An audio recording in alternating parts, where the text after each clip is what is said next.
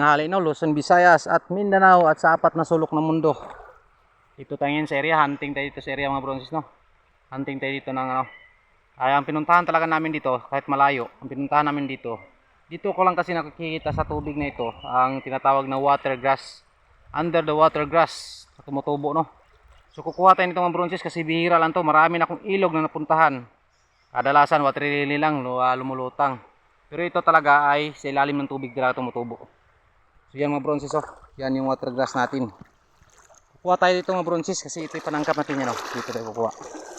So mapagpalang araw no sa mga kaibigan natin tunay dyan. Oh, may batong umo yung kaibigan natin no, kalaki.